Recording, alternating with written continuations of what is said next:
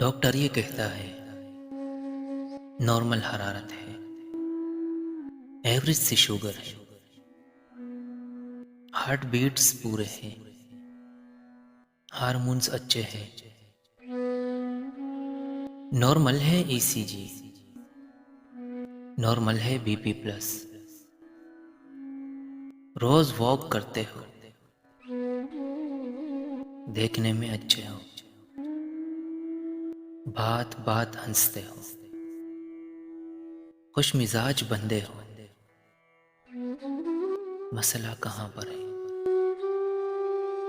کس بنا پہ گرتے ہو،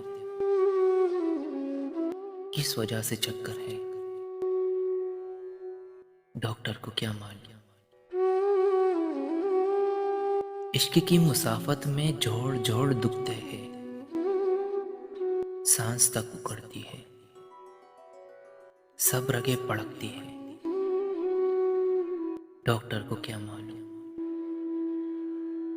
ایک مرض محبت ہے، ایک مرض محبت ہے،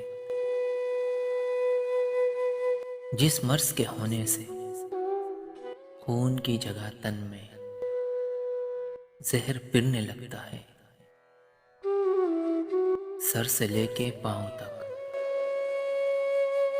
ایک ٹیس چلتی ہے، ایسے کاٹ دیتی ہے جیسے آرا لکڑی کے درمیان چلتا ہے، ڈاکٹر کو کیا معلوم۔